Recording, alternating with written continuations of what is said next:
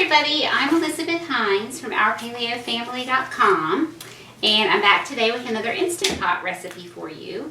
And while I'm just getting a couple things done right here, I'm going to show you some pretty pictures of what is happening outside my house right now.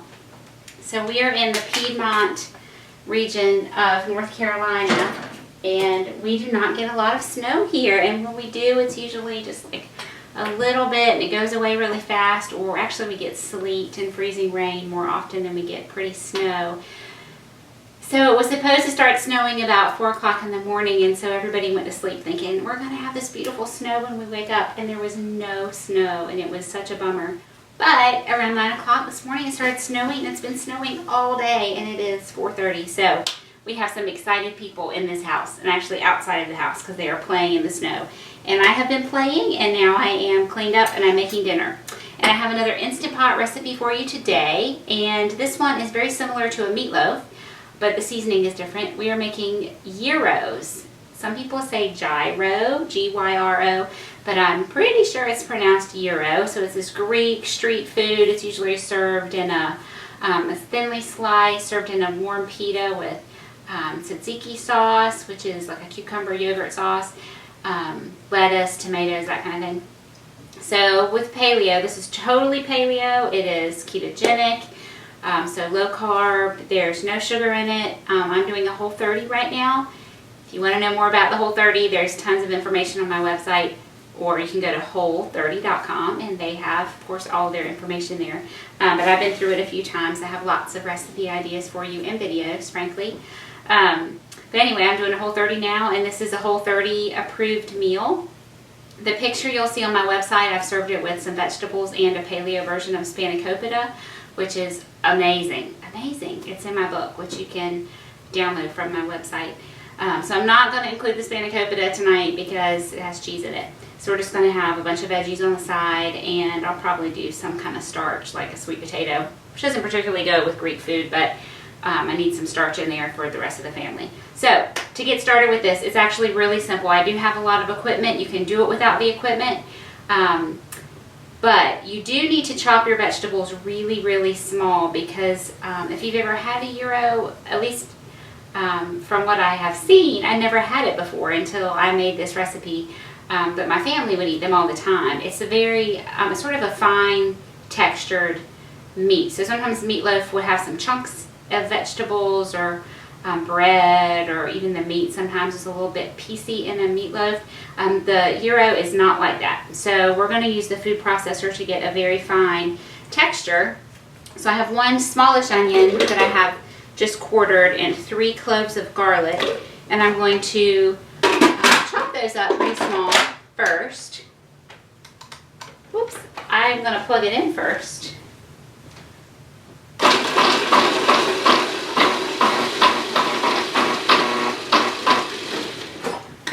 Turn into mush, so I'm using the pulse instead of just turning it on. I feel like sometimes that can get a little bit out of hand, so I'm going to do that again a couple times.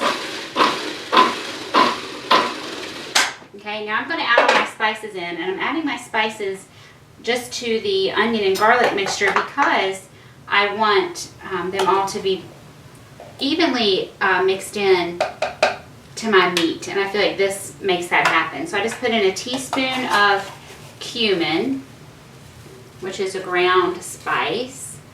That's a teaspoon. That was a little bit less.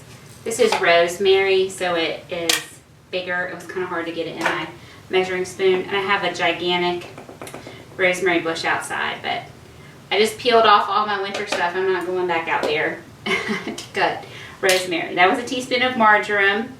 And then I need a teaspoon of black pepper, and all of this is written up on my website. You can find the recipe there, so don't feel like you have to rush and follow along. I want a teaspoon and a half of salt. If you are not sure about some of these spices, you don't know if you're going to like it, what you can do is you can adjust if you want to. Then I need a tablespoon of these last 2, oregano and thyme. So I got a nice dried leaf oregano, and this is ground thyme. I have leaf thyme as well. Either one is fine. So if you're not sure about I know that being ground up into this fine powder will be more than the leaf, but this is what I used before and we liked it. You can add your spices, okay? So you want to hold back on a little of the rosemary or something. And then fry up a little piece in the skillet, just like a little meat patty in your skillet, and taste that and see how that tastes to you. And if you want a little more of something, then add a little bit more in. Let me just press this down again, then I'm going to put my meat in there. And I know some people say put your meat in the food processor, it's going to get tough. All I can say is I've done it before and it doesn't get tough. It's actually delicious. So here's a pound of ground lamb. So I'm just going to break it up a little bit so it doesn't just spin its wheels in my food processor. And then this is a pound of ground beef. There was one of the local stores had their grass-fed ground beef. Really good price a few weeks ago, so I bought a whole bunch and I froze it in 1 pound packages because it, when they have it at a really good price, they usually have it in big packages, and that is what they did. So I just broke it up myself. This is 1 pound of grass-fed ground beef. I'm going to get rid of this and rinse my hands. Maybe you can see out the window behind me there's any snow. So I'm still going to pulse, even though this is going to take a decent amount of mixing. Sort of that stopping and starting of the pulsing will help to mix the meat a little bit better when it's full. Or, it doesn't have to be meat, whenever your food processor is full.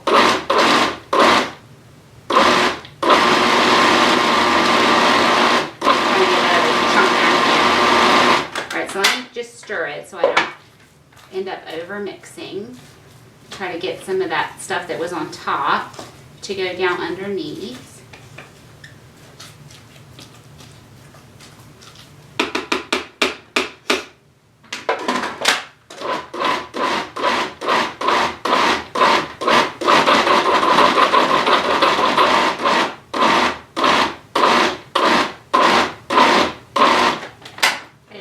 Up over here. Whoops!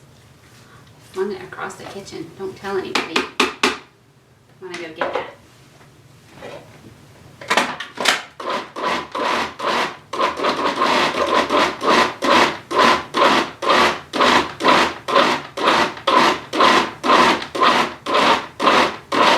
There it goes. You see the whole mass is kind of mixing now.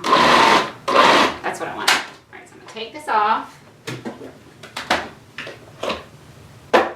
This aside. If you don't have a large food processor like this, you can certainly do this mixing by hand. However, if you have some sort of chopper that will get your onions and your garlic and your spices all mixed up really finely, that would be ideal. Then you could just mix the meat and the spices, the seasonings together by hand. Let me clean this off. I just can't bear to waste it. Leave all that in there. Okay. Okay, now this is a really important step. Don't skip this step. What I'm doing is I'm going to compress my meat. Get some of the air out of it. Because after we cook essentially this meatloaf in the Instant Pot, we're going to slice it. We're going to let it cool a little bit. Then we're going to slice it and fry it in a skillet so it gets these little crispy edges, and it's so good. We don't have to add fat or anything. There's enough fat in the meat itself. So don't think like deep fried. Not that. We're just skillet browning it, and it is delicious. But it will not slice well for you if it has a bunch of air pockets. Sorry, I'm trying to put that down in my sink so it will rinse. So I'm going to start. So you saw I kind of made a crisscross with my plastic wrap. I laid one out like this and then the other one like this. And I'm simply using this as a tool to keep my hands clean. I've seen people take this and basically roll it like a log and do that number and kind of twist it around. But you see what just happened? That's what happened for me. So I didn't get it to sort of twist like this. So I'm not going to recommend that. I think that was a little bit of a tricky move. But I am going to compress it. And I'm going to cook in my Instant Pot in this 7-inch springform pan. And it fits perfectly. I bought it to cook cheesecake in my Instant Pot, which I still haven't gotten exactly right. It sort of overflows on me every time. But there are other people out there who swear that it works. I just haven't gotten it to work yet. But it does fit perfectly in there. Now, if you don't have the springform pan, you can do just like I did. If you happen to watch my meatloaf video, you can just make your own little pan out of aluminum foil. I would use heavy duty foil. That would just make it easier for you. And use the rack that comes with your Instant Pot.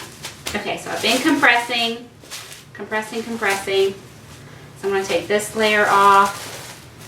Sort of unwrap this so I have one side of it exposed.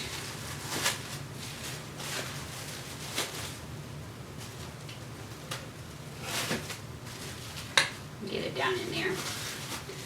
And then at this point, I'm just going to use my plastic wrap to keep my fingers from getting super sticky and continue to press it in there.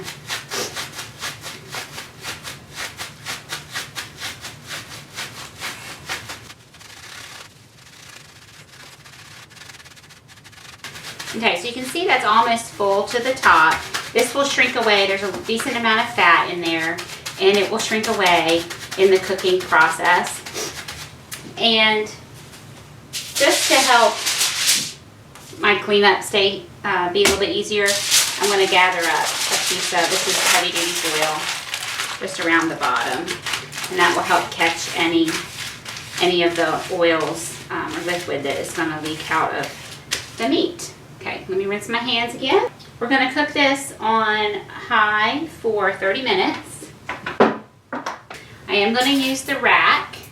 It comes with your Instant Pot. Just set that in there. And then we'll set our little Gyro meatloaf on top. And you know what? I forgot to pour my water in. So I'm going to take it out because I could try, but I know I would end up pouring water right on top of the meat. So I just have 1 cup of water down in the bottom.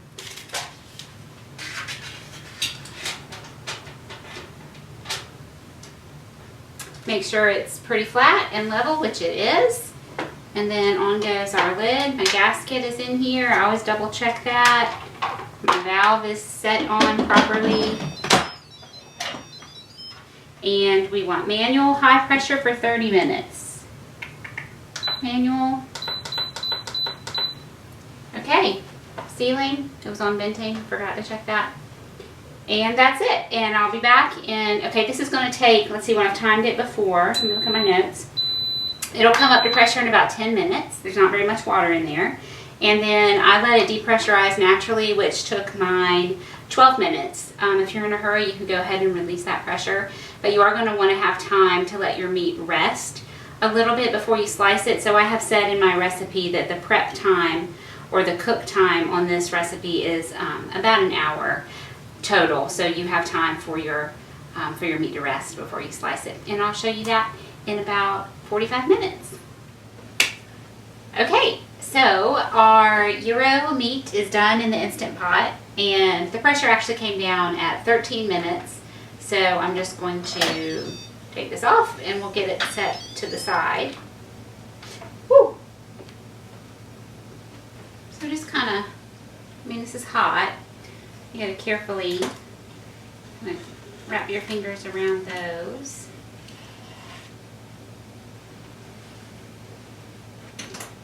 Pull this out. And then I want to get it off this rack because that rack is kind of unstable. I'll put it back on there. Oh, it smells really good. Somebody watched one of my videos where I burned myself and said they have an aloe plant that they keep for burns, and I thought, I have an aloe plant, I just totally forget about it. So when I burn myself, I run cold water on the burn and then soy sauce, and that works really, really well.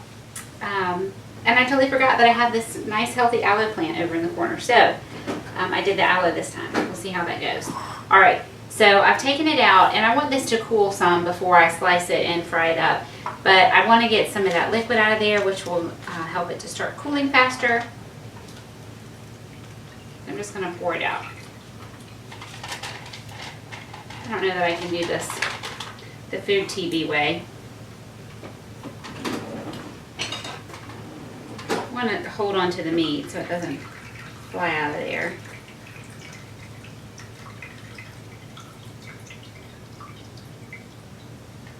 Okay, that's pretty good. A little bit more liquid will probably leach out as it's sitting there, but that was pretty good.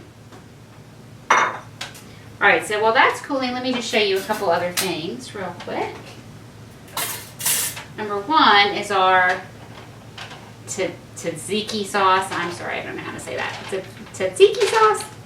And this is traditionally a yogurt sauce. And I can't have yogurt.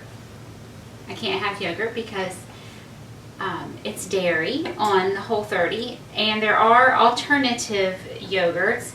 And they all have additives, gums, and things that are not ideal. But I have tried some of them just to try them and see how they are so I can report about them. And the last we tried was a coconut yogurt, and honestly it made me gag. I couldn't stand it. I'm not a huge fan of yogurt, but I have gotten to the point where I can eat a good amount.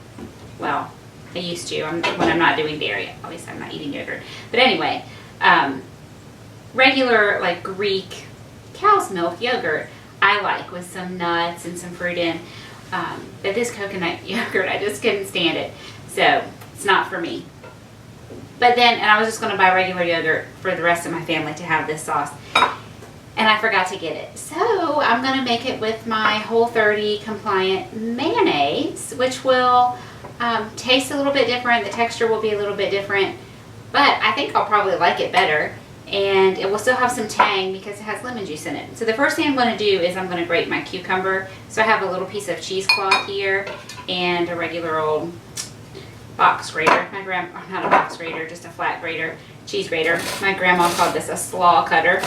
She always talked about her slaw cutter. I had no idea what she was talking about until I saw her with it. It's like, oh, just call that a cheese grater, Grandma. But anyway, this was hers. And it is a really good one. It's nice and strong, like it's stainless steel. So I'm going to grate my cucumber all over the kitchen. Hopefully mostly in the bowl. This is an English cucumber, and I had about half. Sometimes they're super long, so this was about half of one. I actually love cucumbers, like when I'm doing a Whole30 and I can't have bread or chips or anything. Not that I normally eat bread, but occasionally would have some gluten-free bread. I'll make like a little sandwich with a cucumber slice and a piece of turkey on top, maybe some of my ranch dressing, or just the plain mayonnaise. It's good. I like it. I like the English cucumbers. They don't have as many seeds in them. And so it's all over there. That's all right. It's just not perfect. So get it in the bowl. Get it kind of in the cheesecloth. And the whole point of doing this, you don't have to do it. You could use a paper towel. You could use a kitchen towel, a clean kitchen towel. You could not go through this straining process at all. But I'm trying to get a little bit of the liquid out of the cucumber. And I'm putting a little garlic salt in this. I say either a sprinkle or a dash, something like that in my recipe. Basically, it's less than 1/8 of a teaspoon. So I just sprinkle that on, and the salt will start to help draw some moisture out of the cucumber. And it's not sitting up. So what I'm going to do is I'm going to use this guy, which I should have used in the first place. We'll set that there with the cheesecloth, because the cheesecloth will let me, in the end, pick it up and kind of squeeze it. So I'm just going to let that sit with the garlic salt on the cucumber and let that start to strain. And then we'll make the rest of that. And I will happily tell you that my arm is not burning. Sometimes when I flip over my Instant Pot lid, the steam condenses and I have basically boiling water. kind of sort of drips onto my arm. And most of the time it doesn't, but occasionally it does. So I'm not sure if I'm just doing something differently, or sometimes there isn't steam accumulated on there. Sometimes there is. I don't know, but it happens to me occasionally. So be aware of that. So what we need for the second half of our gyro process, again, we're going to let that cool a little bit more. So you just need your burner and a big nonstick skillet. I would recommend nonstick. If you don't have nonstick, then you can't use nonstick. But if you do have it, that I think will make your job a little bit easier. And you need a cutting board, and I recommend a serrated knife. I think it makes it a little bit easier to cut smoothly through the meat. And at this point, there is a little liquid in there. I'm going to go ahead and, this is a nice thing about a springform pan.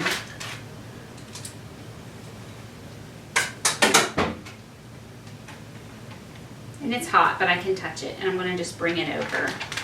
Now there is some liquid in my foil. I'm just going to carefully, just to keep things clean. I like my work area to be clean.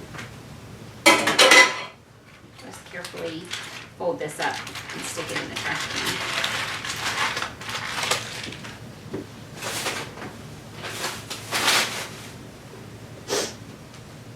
This is a snazzy little trivet that I got for Christmas. I think it came from the Container Store, but I love it because it folds up like this. It's silicone, so you can put your hot pans right on it, and it's really small in my drawer. I love it. I can't quite slice my meat yet. It's a little hot, so I'll just show you what's on the rest of the menu. So here are my cubed sweet potatoes. My recipe on the blog, I have written up sweet potato fries, and it is exactly the same. I just have started cutting them into cubes rather than sticks like a French fry, because it's so much easier. It's hard to get the sticks in a uniform size, and then you really need to flip them individually. And so I love these little cubes, and they do cook quickly, and my family loves them. So we're going to have these little cubed sweet potatoes roasted. And you know what, while I'm waiting to slice that, I'm going to get my vegetables started just so I can show you, and then I'll move it over to my stove. So I'm going to put a little bit of avocado oil, it's probably 2 tablespoons, and bell peppers,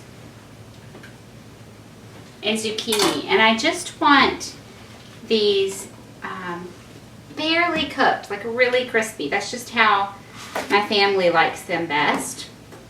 I've talked about my testing from Cyrex Labs in the past. It's not traditional allergy testing that I've had done. They may do that, and I'm not sure. But what I had done was basically a test of what are the foods and beverages, all sorts of different things that basically stimulate your immune system. I have autoimmune disease, so I don't want my immune system overactive.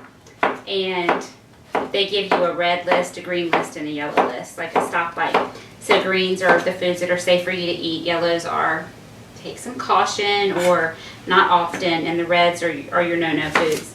And bell peppers are on my, oh gosh, I want to say they're on my yellow list, but they might actually be on my red list. But the things that are on my red list, I know that I feel poorly whenever I eat them. And bell peppers, I love them. I love the taste, but I can only eat a couple. So I will serve myself 1 yellow, 1 orange, and 1 red, and then I'll eat the rest zucchini. But my family loves the peppers, and so they can enjoy many, many of them. Okay, so my oil is heating up for that. Let me scoot that to the side, and I'll show you how I slice the gyro meat. So again, mine is in this round shape because that's how I cooked it in the Instant Pot. If you did this in your oven like a typical meatloaf, it would take about an hour to cook, and potentially a little bit more. And you could use any shape pan you want. I mean, a loaf shape would be perfectly fine, and you just slice it. But because mine is round, I need to slice it in half just to make my job easier. It'll be easier to deal with smaller pieces. Some juice is escaping because I've not let it sit here very long. And all that pressing I did, look, there's still some holes in here. Last time I didn't have any holes in there. So I did a better job pressing it out last time. Then flip it on its flat side, just because it's always easier to cut on a flat surface. And then just start slicing into thin slices. And I realize that it's going to feel like you're going to be standing at the stove frying these forever, but it goes very fast. Just turn your the heat on under your skillet to medium high, like between medium high and high, because obviously it's cooked already. You just want to get a nice sear on the meat. Okay, and I'm going to stop right there because it's really so hot. It needs to cool for about 30 minutes before you finish going through this process. So I'm going to let that cool. I'm going to cook my veggies and I'll come back and I'll show you the frying it up and the getting everything together. Okay, so I'm slicing my meat, and as I'm slicing, I'm frying it up here in the skillet. I did put just a teeny bit of oil, avocado oil, in the skillet to start with. But then as it gets cooking, the meat itself will render enough fat that I won't need to add any more. So you want this nice brown, crispy, flavorful stuff. So I'm going to scoot these into the center where this burner is hotter. Just the little tail end is thicker. And then just keep adding them in. You'll eventually work your way through all the pieces. I'm going to slice a little bit more.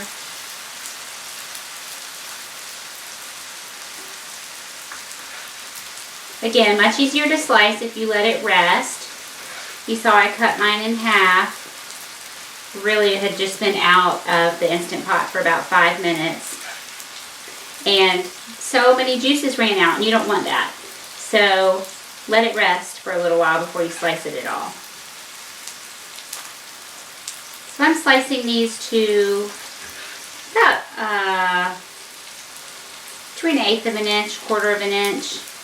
Pretty thin. Trying to really simulate the gyro meat that is typically sliced very thinly.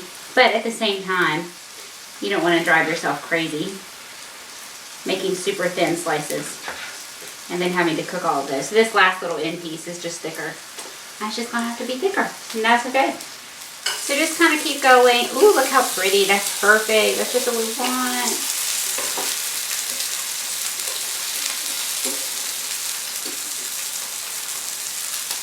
And then it really goes pretty fast. You could keep transferring this to the oven, or just let it sit here while you do your frying of the slices, and then put the whole pan in the oven for a few minutes at the end, just to keep it warm. So that's up to you, however you want to do that.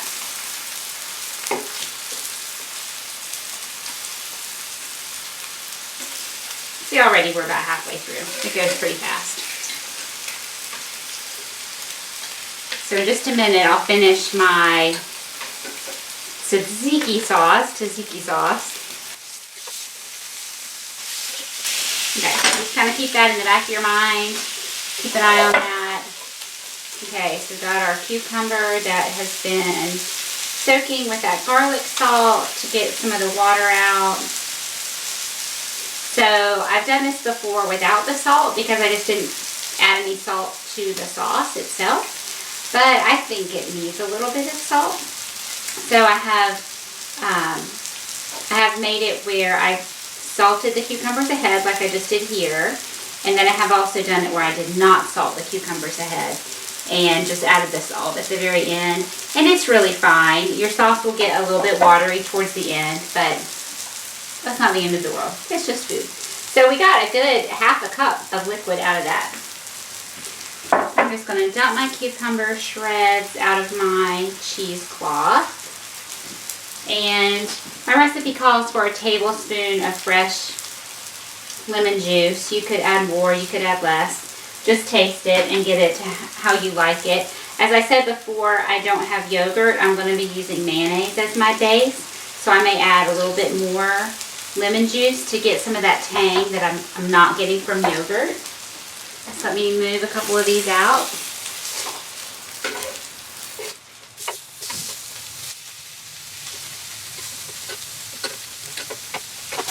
Y'all can see the size of my little burner, and it's an electric burner, and it just doesn't distribute the heat as well as my big gas burner. So my meat's really cooking or browning there in the center and not really otherwise. So this setup is taking a little bit longer. It will be faster for you on your stove. Just bear that in mind. Okay, I'm not going to add more of that. I just made a fresh batch of my mayo today. It's super fast. It's super easy. The recipe is on my website. I have a video of the preparation. Actually, it's part of a couple different videos, but I also just did one standalone. So it's easy for you to find if you want to make your own. Let me give this a taste.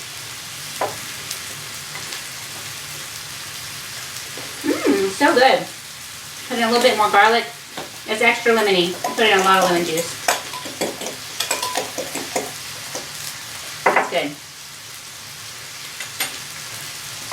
Really good. I'm going to a little dab more mayonnaise. I'll stir it with that. I like that so much better than the yogurt version. Yum. Really good. Okay, so you can use mayonnaise if you don't have yogurt or you can't use yogurt. Put these guys. Ooh, look at all that. So good. It's not burned. It's perfect. Just like that. People keep popping their head in saying, smells really good. When's the supper going to be ready?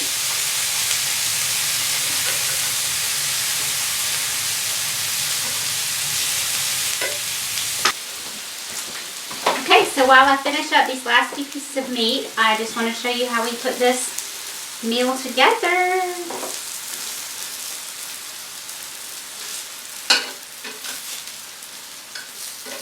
These guys to get brown.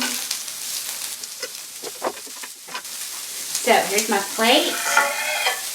I always want to start with a pile of vegetables. That's our base. Always people talk about, oh, paleo is such an unhealthy diet because so much meat. But meat isn't really the base. The vegetables are the base. If you're doing it right. Okay, so a lot of veggies. Bunch of sweet potatoes. I'll make this one for my husband. We loaded up his sweet potatoes. They were out playing in the snow. Make that look a little bit pretty.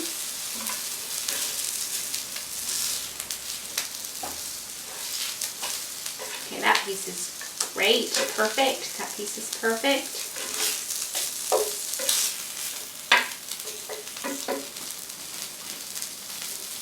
He is a hungry, growing boy.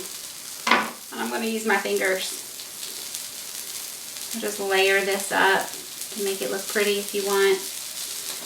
And then some of our pseudo tzatziki sauce.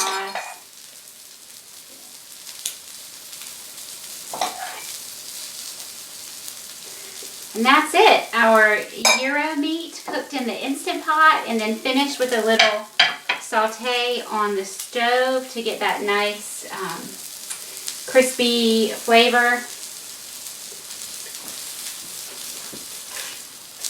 I guess crispy is a texture, but